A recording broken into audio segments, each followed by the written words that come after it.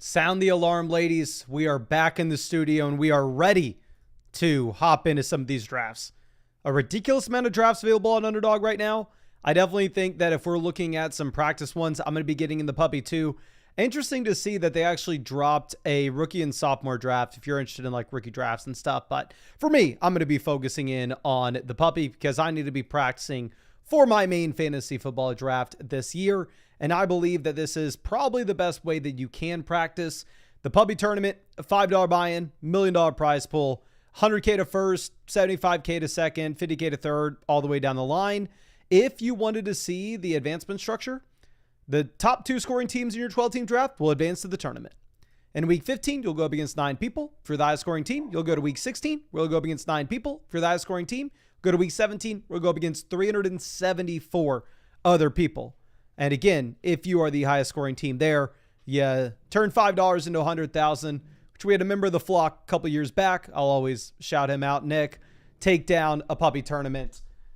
And hopefully I don't have to brag about him forever. Hopefully one of y'all can win this one this year.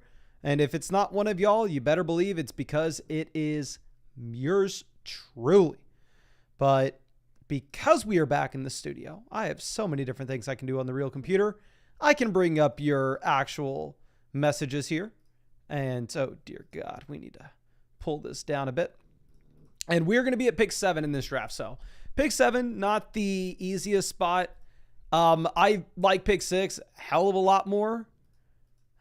But well, we'll see. I don't want to speak too soon because in these $5 drafts, you could see craziness and pick 7 could become real exciting real quickly. But we got Kellen out in the chat. Happy to see you, my guy. And appreciate you stopping by.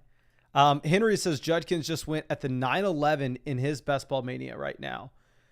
That's a pick 107. That makes me feel bad that, Nico Collins goes. So like I said, pick 7 could become real exciting real quickly.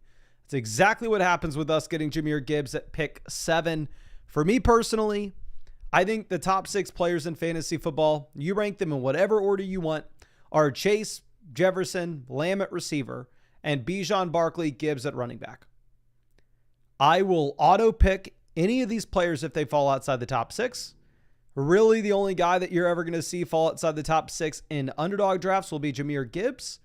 I would expect in your regular redraft league, though, to actually see possibly like CeeDee Lamb fall past pick 6 in a few drafts if we end up getting like if one of your league mates is interested in taking like Derrick Henry here, right? But that's never going to happen in one of these underdog drafts.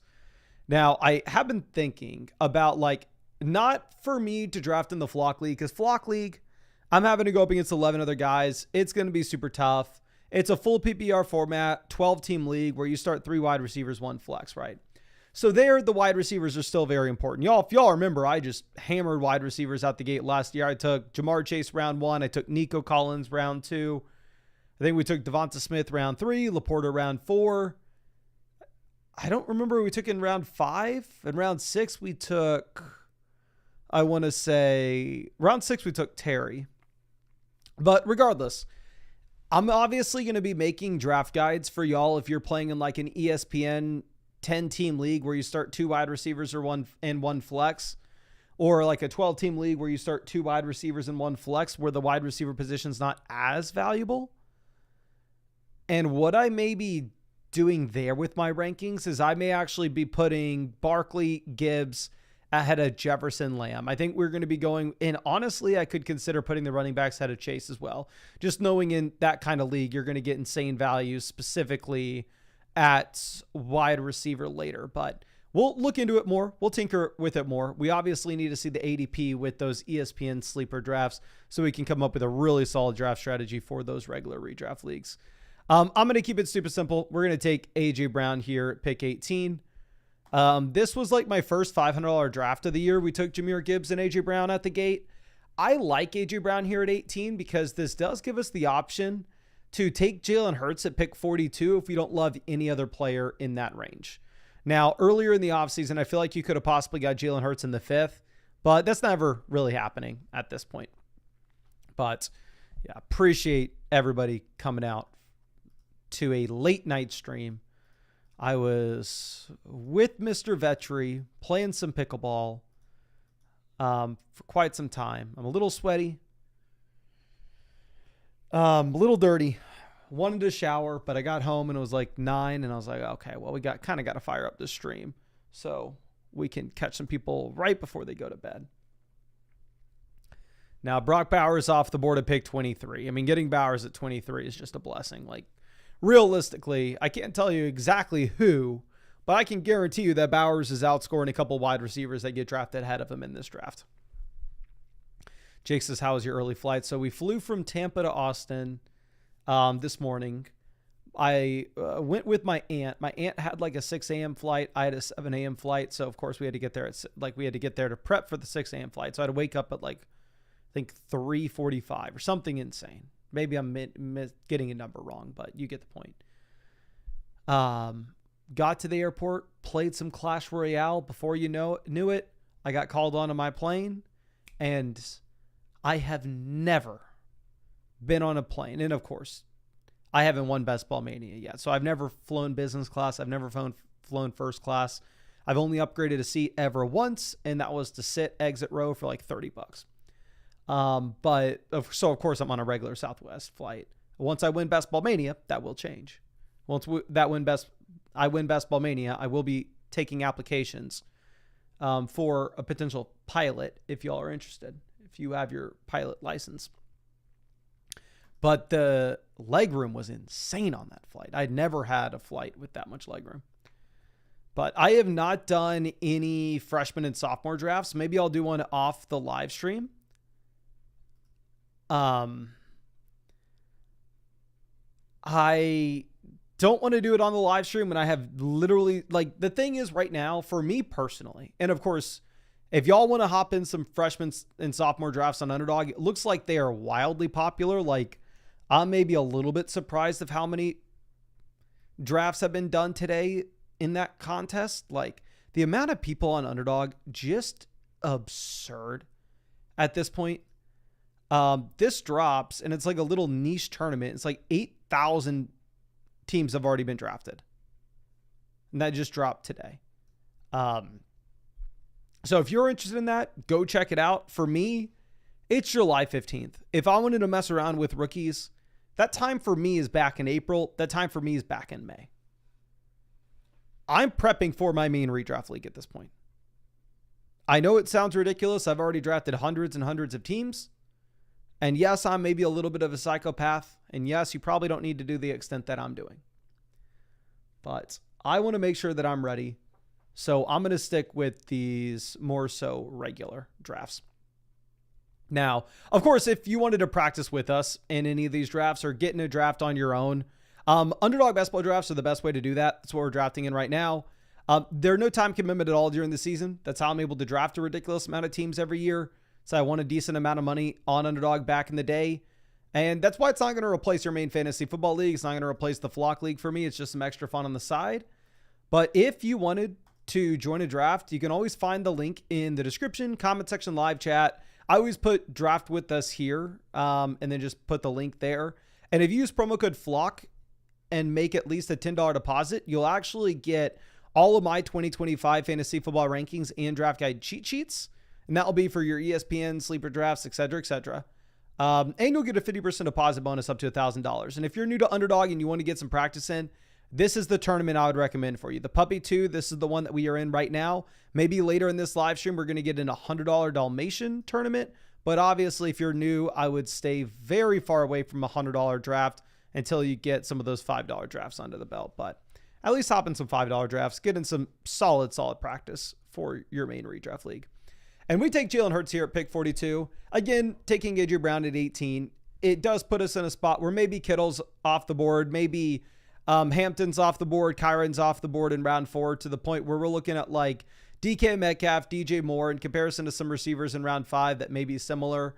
I'm completely fine just taking Jalen Hurts here, pairing him up with AJ Brown. It definitely was nicer back in the day when we could get Jalen Hurts more consistently in round 5 in this range. But it appears like that's not super common at this point. And also, I forgot to say that we are back with the animation. So if you have not done so already, go down there, hit that like button, and hit the bell next to the subscribe button if you want to come out to these live streams when we are actually live, because sometimes we'll be live early, sometimes we'll be live late. If I was a good businessman, we would be live at the same time every day. But instead, I'm lazy, and I go and play pickleball until 8 p.m. And this dog is over here freaking growling and acting as if there's a burglar trying to get in the house right now when there's clearly not. I think Travis Hunter could be a very easy play here. If you're taking like your wide receiver 3, you're taking your wide receiver 4, and you're just shooting for the highest ceiling possible. Because realistically, Travis Hunter is a much higher ceiling than Calvin Ridley. The issue with our team is we have one wide receiver through the first 4 rounds. So I can't afford to just look at the highest ceiling possible and going, oh, just give me a player that can turn $5 into $100K, blah, blah, blah, blah. I can't afford that. What I need is I need a wide receiver that I know will be out there, will be drawing targets. And I know we talked about Calvin Ridley in the Tennessee Titans projecting to be a bottom 5 offense in the NFL. And we look at the historical markers and we can see does not bode well for wide receivers to have that top 6 to 12 finish. Like, that's just simply not in the range of outcomes if Tennessee Titans offense is garbage. But we also did look back at the projections that sportsbooks had on offenses last season. And we saw that the offenses that sportsbooks were way too low on, that surprised in a big time way to the upside, were the offenses with rookie quarterbacks such as the Commanders and the Denver Broncos. Now, it does not guarantee that Cam Ward is going to be that same scenario, that Cam Ward is going to surprise to the upside to that same extent. It would be great in the instance of Calvin Ridley, but also they projected the New England Patriots to be, I think, the worst offense in the NFL last year, and it ended up coming true, right? So if we believe sportsbooks in general that, the Tennessee Titans offense is probably going to be pretty bad, in that case, we probably shouldn't be super excited about going through and taking Jerry Jeudy here.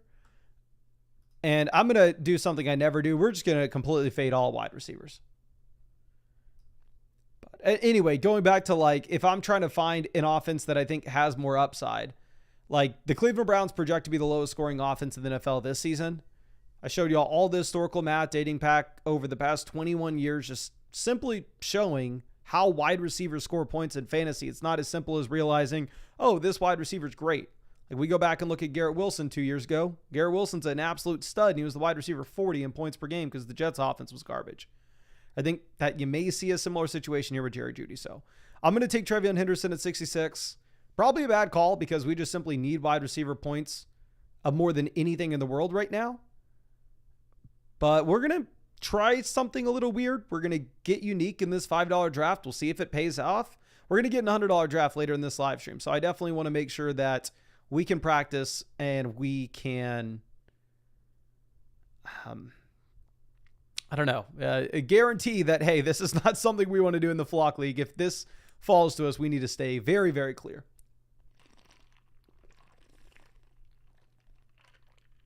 Okay.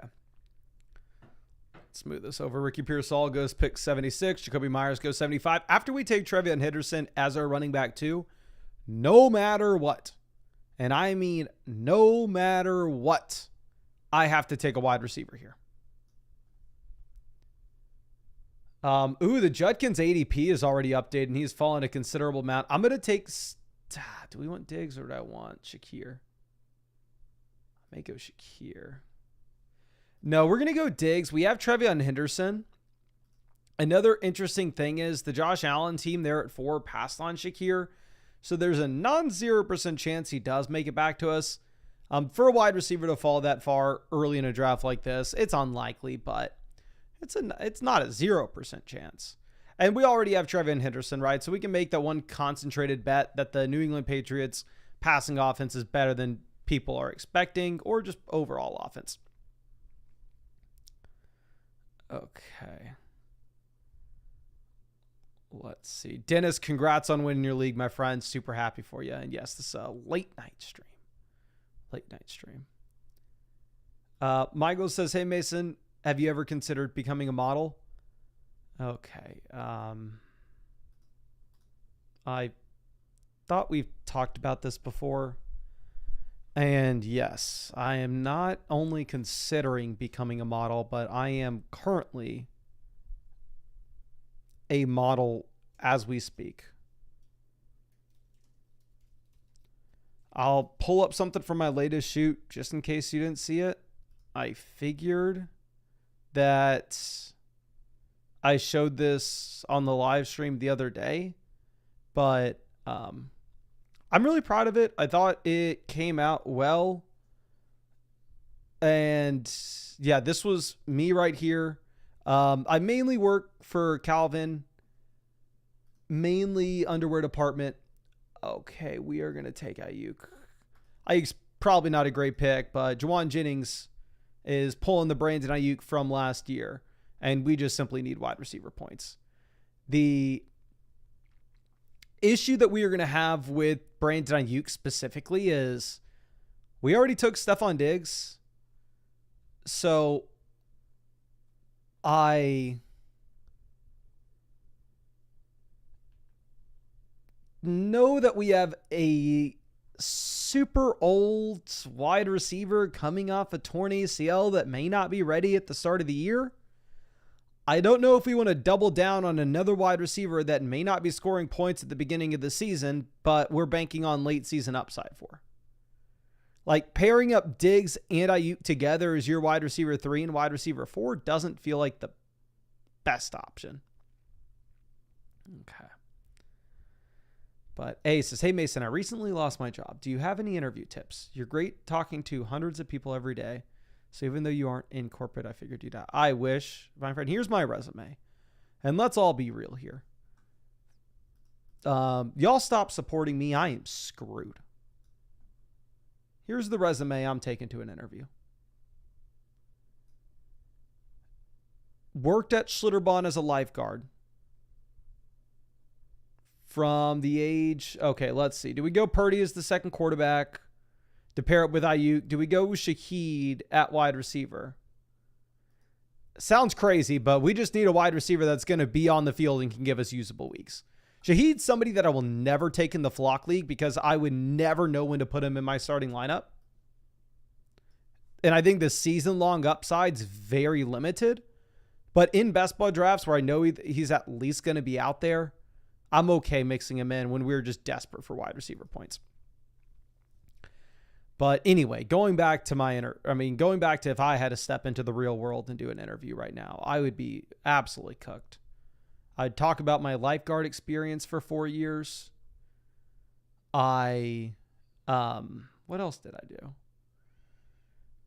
Worked at a Japanese restaurant for a summer in college. I worked as a mover for like a month during a summer in college, which, oh dear God, that was brutal. I worked as a pizza maker for a summer in college. I worked as a pizza delivery driver for a Christmas break in college. And outside of that, I don't have anything, my friend. I've never had a real person job. I hope that I will never have a real person job. Now, of course, there will one day become a point that y'all get fed up with me and don't say, oh no, we'll never. Y'all will, don't worry. I understand. It's the way of life. I will accept it. And one of these days I will have to step into the real world and it will be an ugly sight. I'm not going to lie to myself. It won't be pretty. And I will cross that bridge when we get there, and I'll hopefully report back with some real world actionable advice. But until then, I'm going to just give you the God honest truth and that I have no freaking idea. I'm going to take Najee Harris. Again, I think a big issue that we have with our team, and freaking Najee Harris may have one eyeball right now. We don't know. So Najee is falling, and he probably should be falling.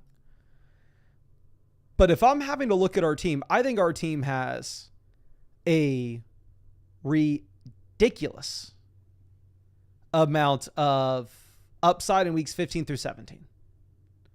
We have Henderson, Diggs, Ayuk, all backfilling production in the second half of the season. If our team makes it to the fantasy football playoff tournament, I think we crush. Our issue is going to be getting there with a team like this. So hopefully taking Najee Harris, we can tell ourselves a little story of, what happens if Najee has a decent little workload from Amari and Hampton at the beginning of the season, and Najee has the workload, and then by the time Hampton takes over, Trevion Henderson takes over. We can tell ourselves that little story. Okay. And yes, I know Najee's not going to be good to go at the beginning of camp. So let's see. And I see people asking us our major. I have 2 degrees. I have a biology degree from the College of Natural Sciences at UT. And then I have an exercise science degree from the College of Education. So, nothing will look better with my resume as a pizza delivery driver and a lifeguard than telling people I got 2 degrees from UT and neither of them are going to be useful. Okay. This point, we have the elite tight end. We have the elite quarterback. Love doesn't do anything for us. Lawrence doesn't do anything for us. Stroud doesn't do anything for us. We may just take Tajay Spears. Y'all know I'm fine with Spears here. And then again, tight end, I'm going to be fine with the options on the way back around. And we already have Trey McBride. So when we have Trey McBride, we have a lot of flexibility with what we can do at the tight end position. Okay. Here's the hope that we realistically have. Like, one of these days, YouTube goes away. Hopefully, it's not for a long time. Hopefully. But who knows? By that point, let's be real here. There will be a single mother out there that has fallen in love with me through the YouTube channel, through these live streams, that has a nice stable job, has a nice big house, and is ready to take in a retired fantasy football YouTuber. So that's going to be the plan. Now, I probably should come up with a backup plan. But for now, that's our plan A, ladies and gentlemen. And I'm mainly speaking to you ladies out there. All right. Trey Benson off the board at pick 135. Michael Penix goes 136. If Jordan Love makes it down to us at 138, your boy's going to have to eat a big slice of humble pie, knowing that we should have just freaking taken... Oh, okay, Jordan Love goes, so I don't feel like the dumbest person on the planet. I don't want to take Kyle Williams. I would probably just take Kincaid here. Stroud, we could go with like Jalen Noel and Schultz later, but I'm not that interested in that. I think the tight ends are fine projections. Kincaid's going to be a good offense. The Bills project to score the most points this year. So we'll take Dalton Kincaid at this pick. So here's the plan. The plan was to go Dallas Goedert with that pick and pair him up with Jalen Hurts and A.J. Brown, but that did not happen. Instead, Dallas Goedert going before then. Okay. Let's move this down. Henry says, in the XM draft tonight, I'm going to be honest with you, my friend. I have no idea what the hell the XM draft is. Sampson and Ford went before Judkins. In fact, Chubb went before Judkins. Was wild. Okay. I don't even know what to say about that. That's like me going in the CS draft at 3 a.m. at the airport this morning. Somebody took Christian Kirk ahead of Jamar Chase. Thoughts? I don't know.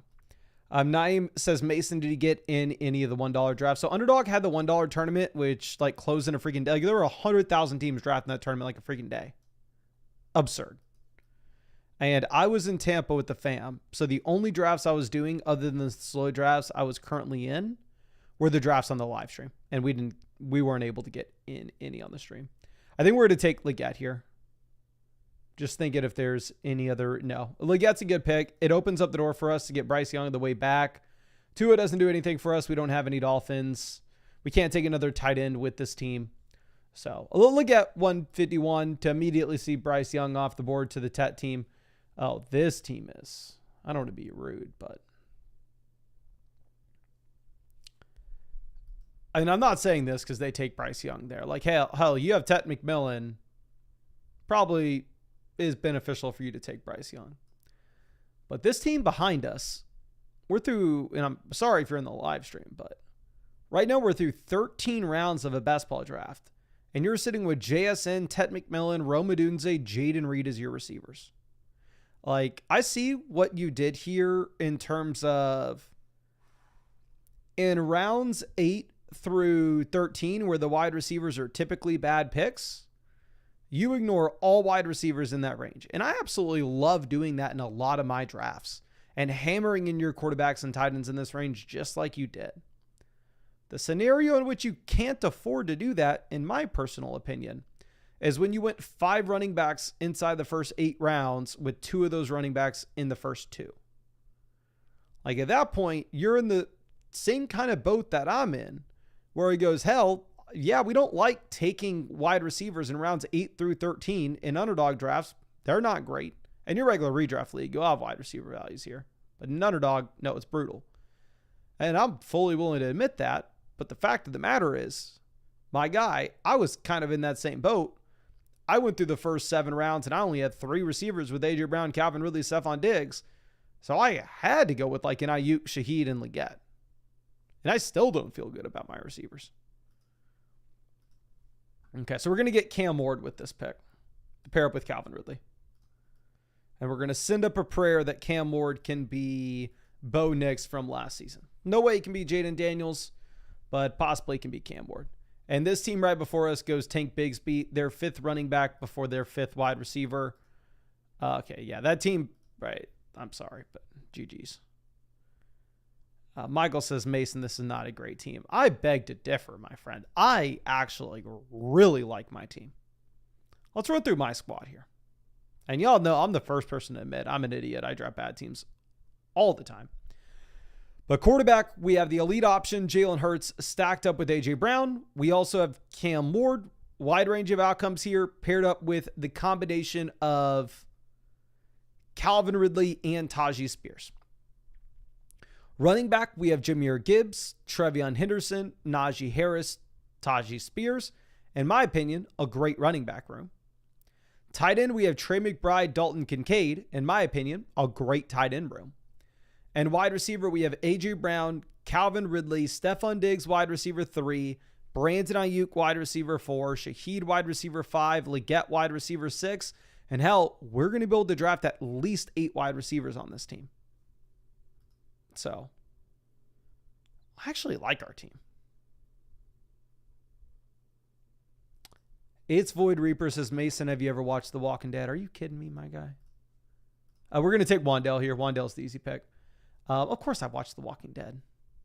My friends and I liked The Walking Dead so much when we were younger that in high school, one of my tennis partner, my doubles partner on the tennis team, his family had like a Walking Dead watch party, like every time, where we would go over to his house and his mom would like make Walking Dead food and we would watch Walking Dead. And then that wasn't every night. I think it was like maybe season premieres. We definitely did it multiple times. I'm not sure it was like maybe season premieres. And if not, we had family nights at my house where my grandpa would drive in to watch The Walking Dead with us. And not only would we watch The Walking Dead, but then we would watch The Talking Dead after, which is a hilarious concept to think about, that show was so popular that they had a legit talk show after every new episode. But I got to the point where they had the guy with the tiger and then I stopped watching. I wasn't able to make it much longer than that. Okay. Shane says, I've been watching you do live drafts 3 years before Underdog was here in Michigan. Well, happy to have you with me, my guy. And I appreciate you. So let's move this over. And we are probably just running back and receiver. I know it's boring, but for that reason, I may take like... I like Dimey Brown here. I think we go Dimey Brown. I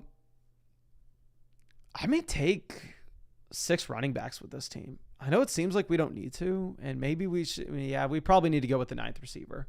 We have Adrian Brown, Calvin Ridley, Stephon Diggs, Brandon Ayuk, Shaheed, Leggett, Wandale, Dimey Brown. Yeah, we need to go with the 9th receiver. Typically, I'm not drafting 9 receivers in underdog drafts just because wide receiver gets so gross late and it's a half PPR format. But we'll see. Connor says, what's happening with Underdog in Cali? Underdog's still in California. I think so are all the other DFS companies at the time of right now.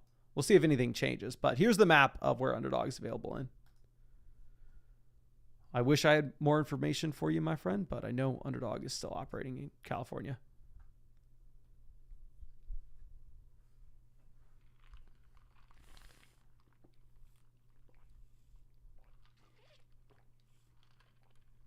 Dale says, Mason, is there ever a scenario in which you draft Aaron Rodgers? I mean, in underdog drafts, I take Rodgers, not a lot, but enough. Let me pull up exactly how much Rodgers we have. Keep in mind, I was never drafting Aaron Rodgers before he signed, and he was pretty much not getting drafted in any drafts before he signed. So, like, typically when we look at ownership percentages, if I had like 8.5% Rodgers, we'd say that would be a balanced exposure. But here it's probably closer to like 6.5% would be a balanced exposure. And yeah, I pulled this up and I'm at like 6.5% Rodgers. I think Rodgers is only ever viable in a best ball draft. Like Rodgers obviously will never, ever make a difference in your regular redraft league. I probably prefer Justice Hill over DJ Giddens. Justice Hill scored 100 points last year. And that was with Derrick Henry crushing. And that was with the Baltimore Ravens leading the majority of their games. Okay.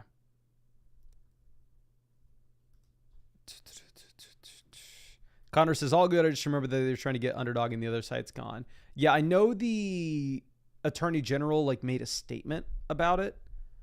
And since then, I haven't seen anything else regarding it.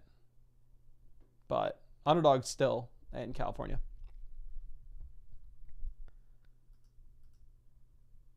Okay. Duke says, if you want to draft quarterbacks in best ball, you need to combine 700 points net or higher to be competitive. Well, good thing Jalen Hurts is scoring 700 by himself, and Cam Ward's there to hold his jockstrap on our squad specifically. And let's move this over. And I think we're going to take a 9th receiver. Again, this is one of the scenarios in which, like, I'm not taking 9 wide receivers very often, but look at our wide receiver room. I can't try to convince myself that I can afford a 6th running back here. I just simply can't. And let's see. Did somebody take my little guy? Yeah, somebody took my little guy from me. So since my little guy's gone, I don't know why I'm liking calling him my little guy. But we just mix in like a random Deontay Johnson pick? No, I'm just going to take Tyler Lockett with Cam Ward. We'll be boring with it. Let's take Lockett with Ward. And again, we already have some like late season upside. We just kind of need a boring player that's going to be on the field like Dimey Brown. But here's the squad. We're going to go ahead. We're going to hop in another draft. I think we're probably going to get in a $100 draft. Like, I'm for sure going to max out the Dalmatian, which is the $101 entry, and it's a 3-entry max. We did a draft on the live stream last night, which seems like forever ago now since I woke up so early this morning. But let's do another one on the stream tonight. And then we'll have one more for tomorrow night. And let me update. And we're at pick 3. I don't like pick 3. It just always feels awkward. Okay.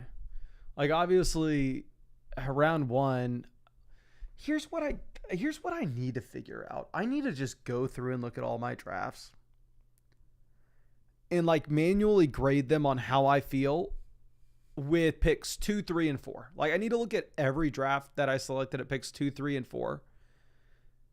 Grade every single one, scale 1 through 10.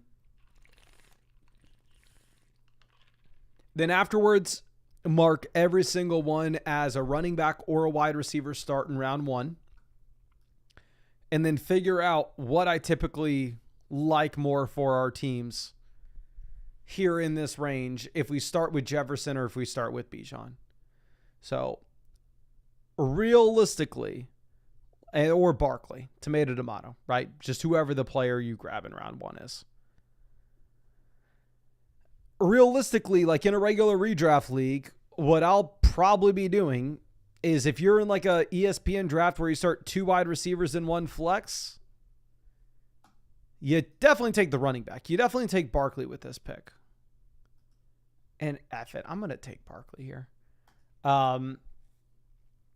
The thing is, in an underdog draft where you start 3 receivers, it does feel a little different. And it's just tougher.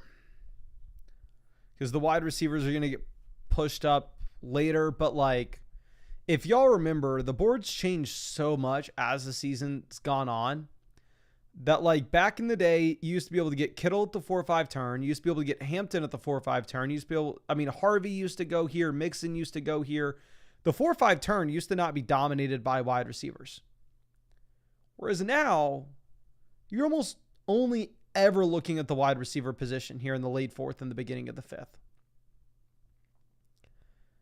For that reason, maybe you opt to build around running back early. And I know most people are going to think I'm looking at this backwards. I know most people look at their round 1 picks and go like, oh, okay, I need to figure out who's a better pick between Saquon Barkley and Justin Jefferson. In my mind, that's a lot easier said than done. Like, what is there to discover about Justin Jefferson? We already know this dude's like the best wide receiver ever. At least so far through his NFL career. What is there to discover about Saquon Barkley? We already know he's the best running back prospect of all time. And the second he gets off one of the worst organizations in the NFL and finds himself one of the best organizations in the NFL, he breaks records. So I don't know like what else we can figure out about these players at the top. They both have the upside to be the number 1 overall player in fantasy and not even remotely close. So if I'm dictating like my early draft strategy, it kind of is going to be coming down to what do I want to be doing in the middle rounds position wise? Do I want to be going with receivers? Do I want to be going with running backs? Do I want to go with the quarterback, tight ends?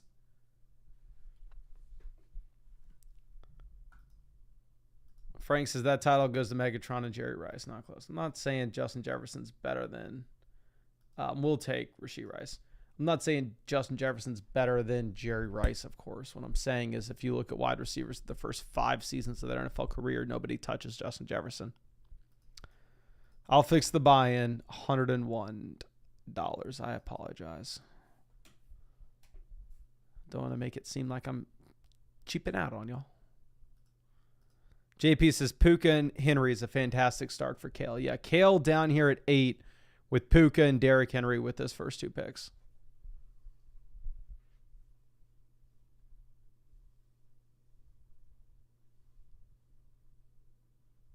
Bingo Bongo says theory on the Dalmatian. Since it's a 23-person final, you actually want to correlate for week 16 since you have to finish first of 8 people.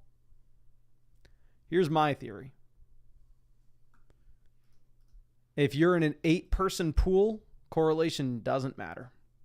And of course, when I say it doesn't matter, it's an exaggeration. It does matter to a certain degree, but I don't think it's the number one thing.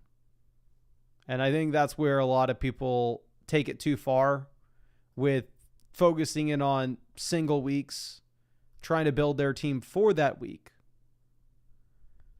Where like, yes, I understand in a puppy tournament with an absolute massive field in week 17, it makes a lot of sense to go through and build for that week 17. But when you get into the smaller field contest and you're like in an 8-player pool, in my opinion, you're going to be a lot better off just figuring out how do I draft the best team. So that's what I'll focus in on. And here we're taking Rashee Rice and Tyreek Hill at the 2-3 turn. Two of the biggest risers that we have seen over the past month.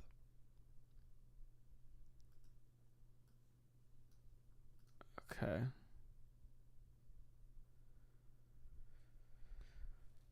Josh Allen, Lamar Jackson off 29-30. If Tyreek would have gone and instead say that we were looking at like Marvin Harrison, Garrett Wilson, Josh Allen, Lamar Jackson, Terry McLaurin, Chase Brown, Devontae Adams, I probably would have gone with the elite quarterback at 27. But I think getting the Tyreek Hill fall here is enough for me to just take Tyreek. Okay.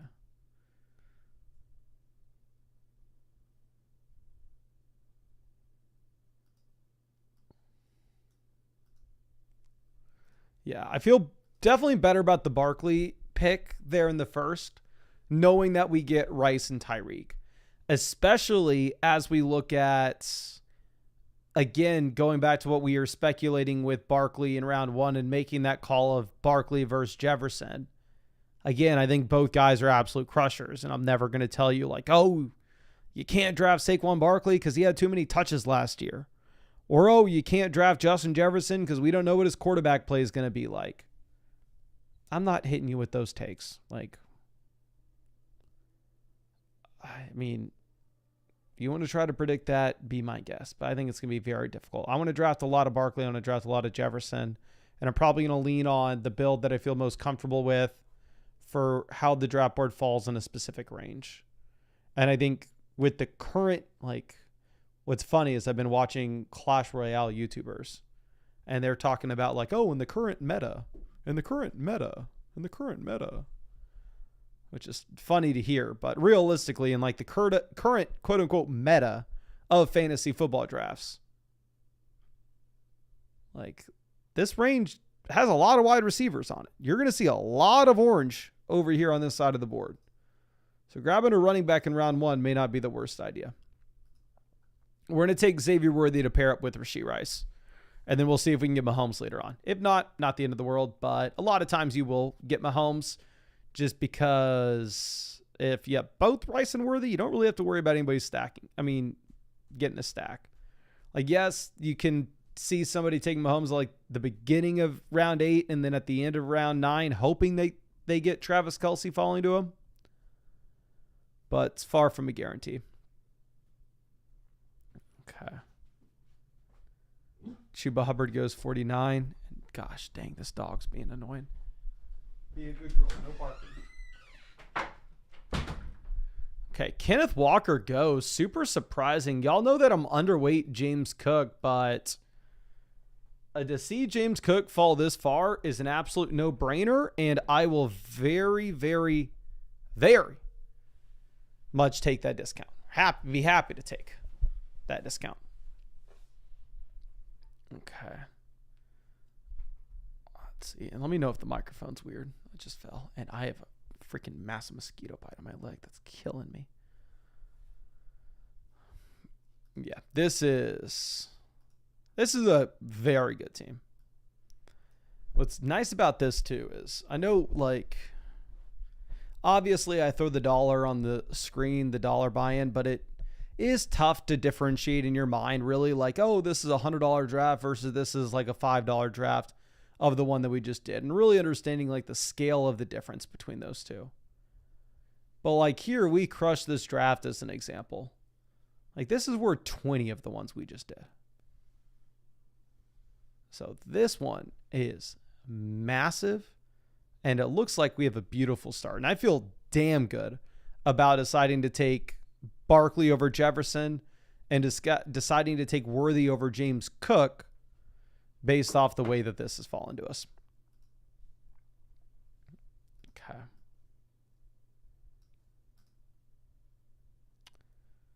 Frank says he'll be seeing us in the finals. We'll see. I mean, I'll be there. That's for damn sure. Dylan, I know you want to be in the Flock League, but sadly, if we were to, realistically, all jokes aside, if we were to have a member of if we were to bring a random member from the live chat into the Flock League, then we would have a age requirement on it, Dylan. You would at very minimum have to be like 18 years old, 21 years old. You probably have to be 21 because we're going to do the meetup at like a brewery or something.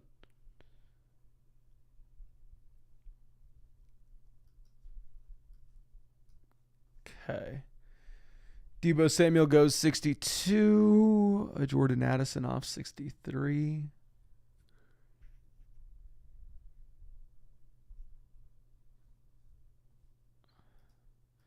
Sart says, Mason, can you please rank the top 5 best draft spots in a 12-team league? So, the God honest truth, and this is the truth at this point, the sleeper ADP, the ESPN ADP, the Yahoo ADP is not relevant July 15th. It is impossible for me to look and tell you in your ESPN draft, you want this pick because I know this is how the board's going to fall. This is where these players go. I know a lot of people make videos about it. I know a lot of people talk about it, but it is just kind of talk July 15th. I can tell you in underdog drafts where there is real money on the line and where there are real drafts happening, and this is real ADP, my favorite picks and where I like to be and where I like to avoid.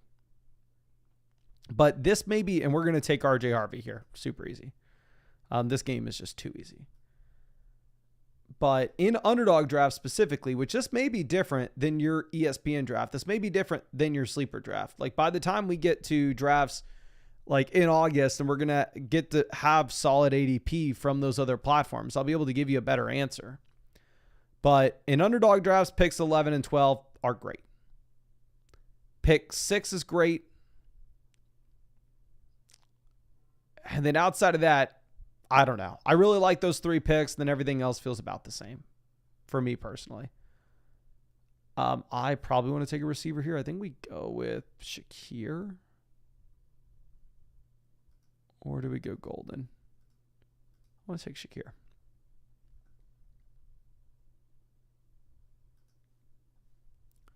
So now we have a Barkley, James Cook, RJ Harvey at running back. Wide receiver, we have Rashee Rice, Tyreek Hill, Xavier Worthy, and Khalil Shakir. Okay.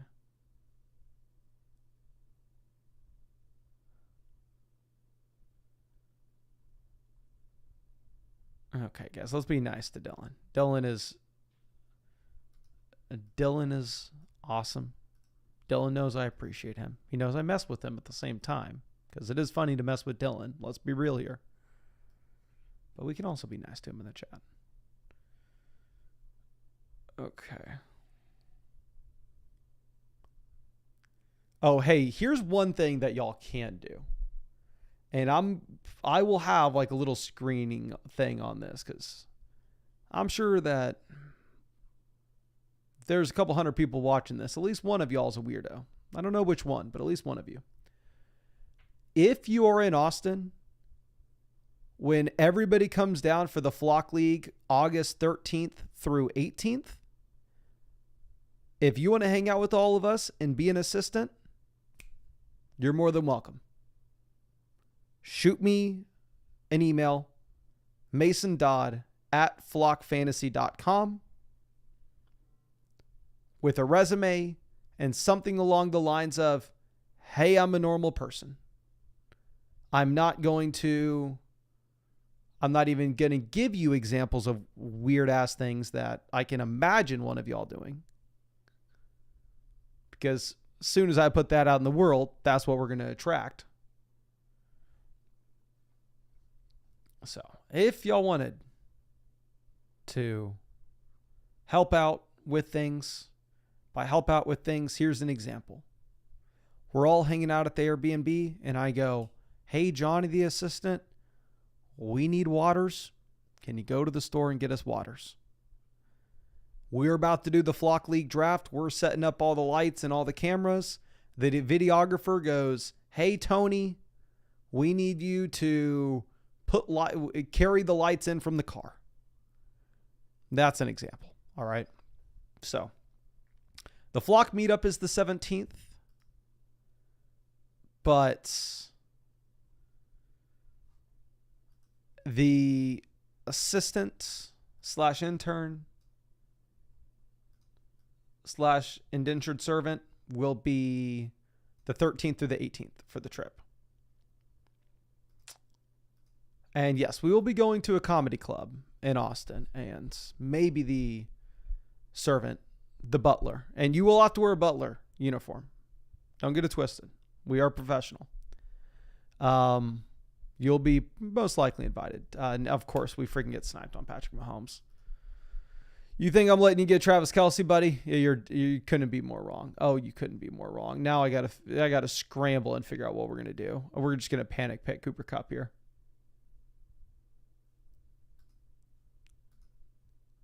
We are one pick away from getting Mahomes and this being a perfect team. Still a damn good team in my mind. But we need to quickly pivot. And we need to quickly come up with another plan.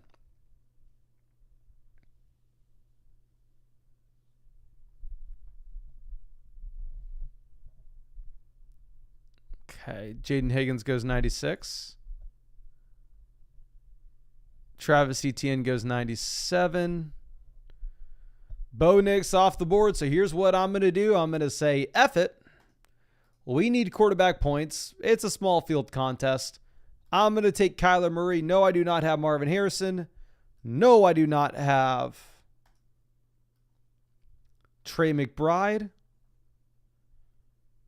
But I need some quarterback points. Smaller field contest. We'll get our stacks later on. I think Kyler Murray is going to score a considerable amount of points at the quarterback position. We can also get Michael Wilson. We can also get Trey Benson. So we will figure it out. But I don't think that team, like right before us taking Patrick Mahomes at 93, did it to ruin our draft. Like I don't blame that team at pick 4 at all for taking Patrick Mahomes at 93. Like, don't get me wrong, it sucks for us. I would have absolutely loved it. It would have made our team phenomenal. And I don't think they're doing it to block us. I think they just see Patrick Mahomes and they go, hell, he fell 10 picks past ADP. He's probably going to score a lot of points. I could take Patrick Mahomes and then Travis Kelce on the way back. And they decide to do that. So I'm not going to fault them for the Patrick Mahomes pick whatsoever. Now, with that being said, do I think it was a good play, considering the fact that they have Bowers, so to build up around a Mahomes Kelce stack? I don't know, but who the hell am I to judge? Because I just drafted Kyler Murray with no Arizona Cardinal.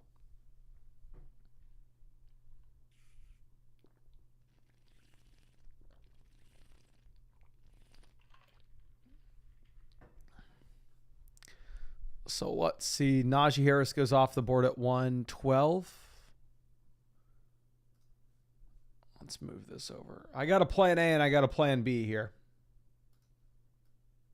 We don't even want to talk about the plan C. It'll get ugly. So now quarterback, we have Kyler. Running back, we have Barkley, James Cook, RJ Harvey. Wide receiver, we have Rashee Rice, Tyreek Hill, Xavier Worthy, Khalil Shakir, and Cooper Kupp.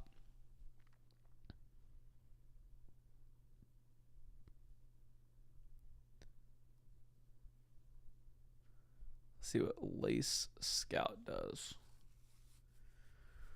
Ramondre, our plan A is still an option. Tajay Spears goes, so enact plan A. Trey Harris, a player I never take, but Mike Williams is now in the PUP, and Trey Harris is cheaper than he used to be.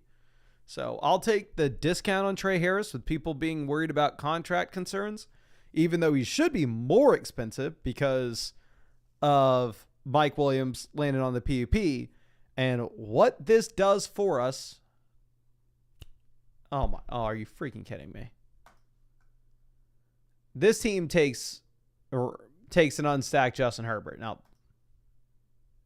this is bad. I blame this team. This team doesn't know what they're doing. The Mahomes team, by all means, Mahomes falls 10 picks past ADP. You can get Kelce on the way back. You do you. This squad taking Herbert. What the hell's going on? You think you're getting Quentin Johnston? Do you know who I am?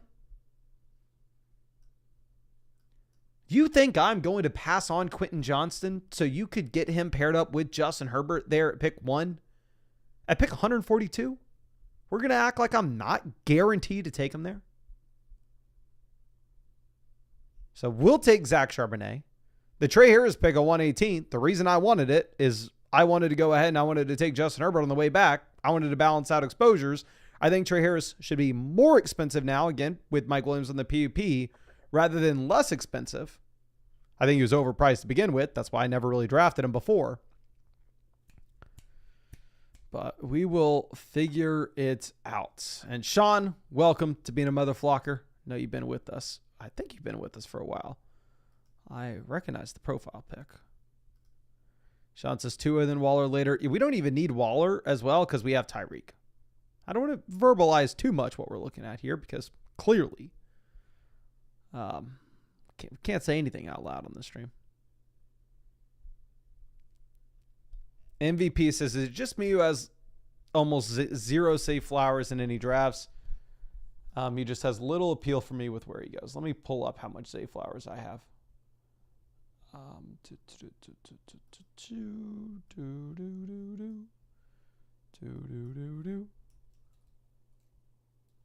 I could not. I thought I was going to be underweight flowers, but I am literally just dead average, 8.3%. Okay, so Michael Penix goes 134, CJ Stroud 133. Right, says, are you doing the Flock Fantasy League again? Yes, sir, we are. Just talked about that. Was just at Pickleball with Mr. Vetri. Okay. Hollywood goes 138. It's going to be a team where we only take 5 running backs. So if we take another running back here, we're done. We take a couple tight ends here if we want.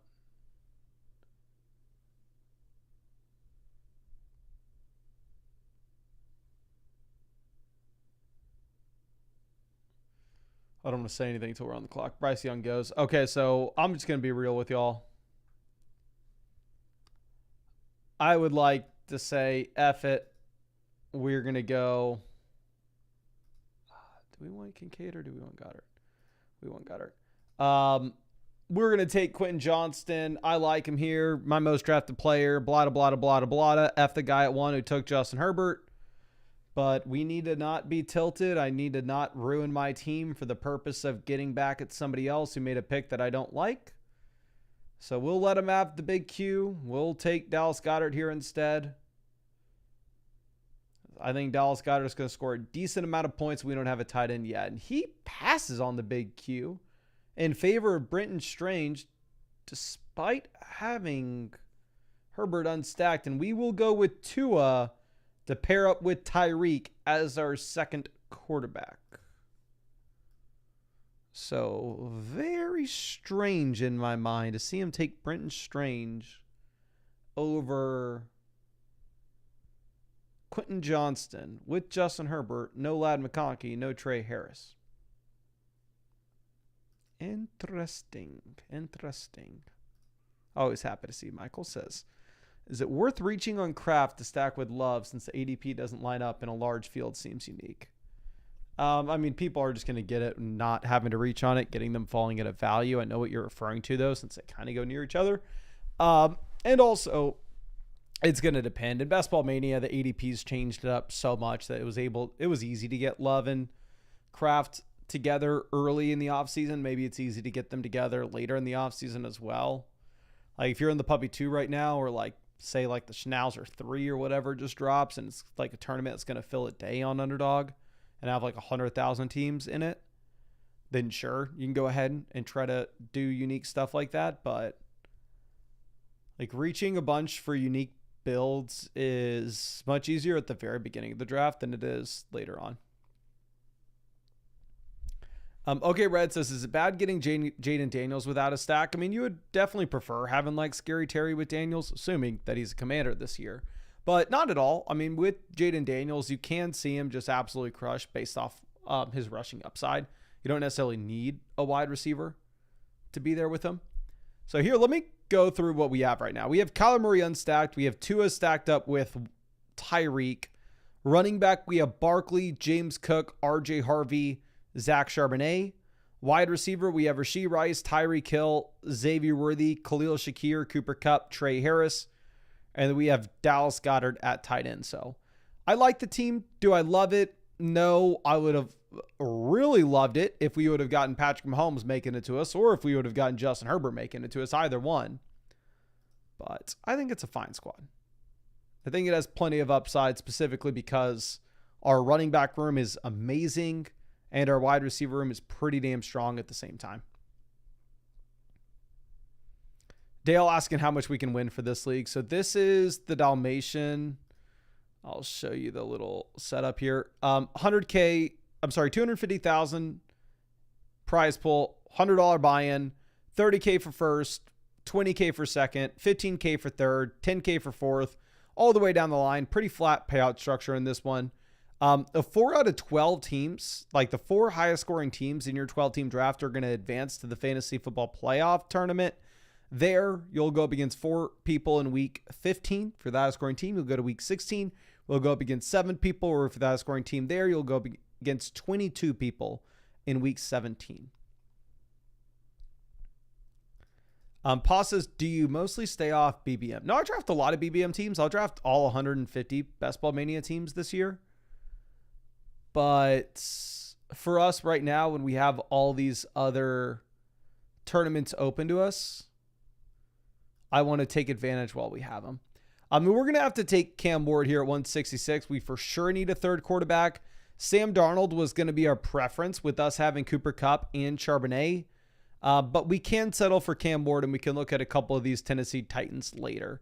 And then Cam Ward and Aaron Rodgers are the only quarterbacks that were left that are guaranteed to start the entire season. Or obviously, that's an aggressive statement to make, but you get the idea.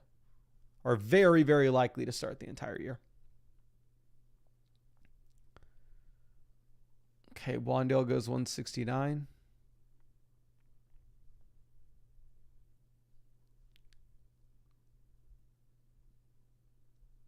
Okay, we will take Jonnu.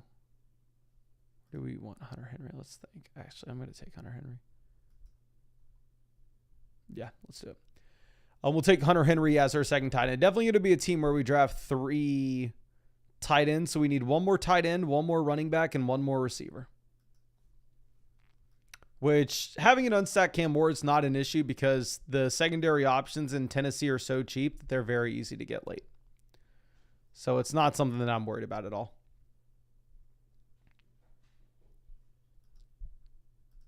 Josh says, where did Dylan Sampson go in this draft? Dylan Sampson is still available, still on the board, my friend. So we'll see where he ends up going. But unless I'm blind, I mean, in my mind, Dylan Sampson should for sure be going over Will Shipley.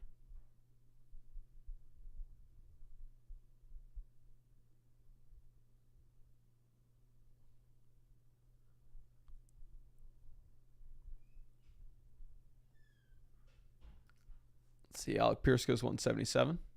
And yeah, we'll get in another draft tonight. Just make sure you go down there, hit that like button. Dylan Sampson off the board at 178. Actually, we started this very late. Don't hold me to that.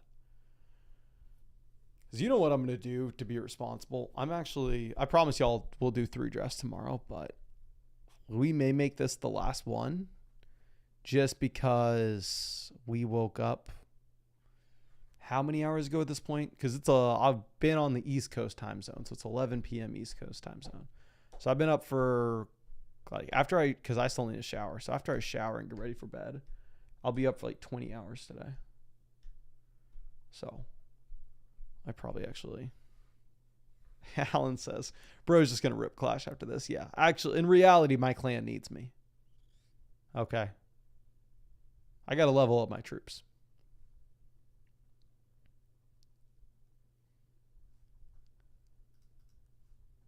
Let's move this back. So everything but quarterback is in play for us.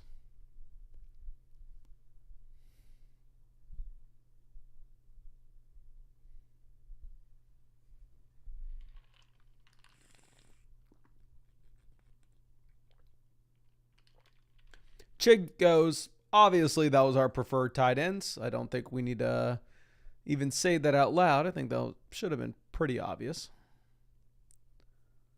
So now we can open ourselves up to any tight end. I mean, Darren Waller pairs well with Tua, but at the same time, I don't really know if I want Darren Waller. Team at 1 already has 3 tight ends. They only have, both teams after us only have 4 running backs. So we're going to take Nick Chubb, call it a day at running back with Chubb as our 5th. And then we'll have 1 receiver and 1 tight ends. And there are multiple Tennessee Titans receivers. We can get Tyler Lockett. We can get Eligeo Manor. So wide receiver will be completely fine. Monk says, play Clash during a Flock League episode. Oh, y'all know how I talked about, like, when y'all said, hey, do play Clash for to determine Flock League draft order, and I made jokes how I'd crush everybody and blah, blah, blah, blah, and how Sal probably doesn't even know what a video game is, or he knows what a video game is, but he's probably never played a video game. We were playing pickleball, and my brother was there too. We're just going to take Tyler Lockett because I don't have to deal with y'all. I'm just going to get the Titan. My brother was there, and me and him were talking about Clash.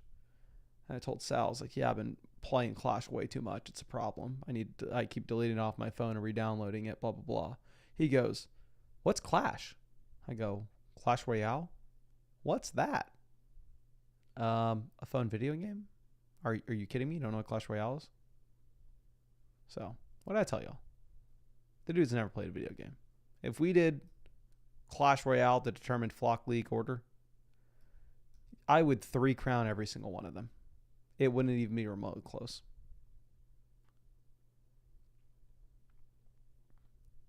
Okay.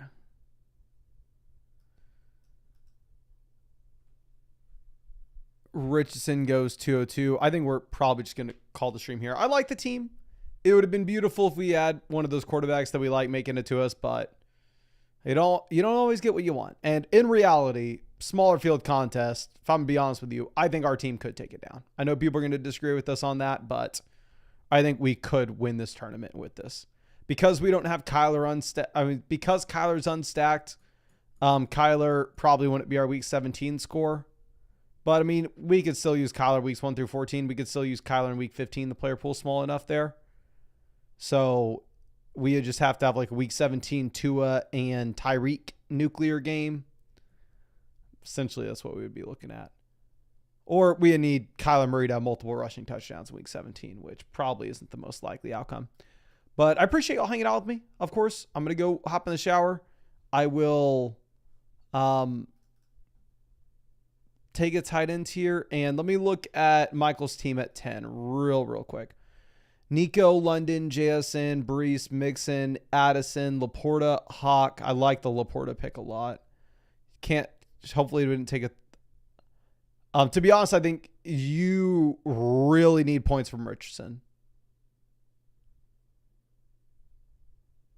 I don't know. I think the Hawkinson pick probably wasn't ideal here. I don't love the Hawkinson pick because it pushes up McCarthy for us. And I think you're so leveraged to AR. And we get Terrence Ferguson, my preferred tight end here anyway. That, like, you need Anthony Richardson to start. If Richardson's not starting, you're probably cooked. But if Richardson's starting, then I think you have upside. But appreciate y'all hanging out with us, of course. And I'll be live tomorrow, hopefully at an earlier time. So just hit the bell, and I'll draft with you then.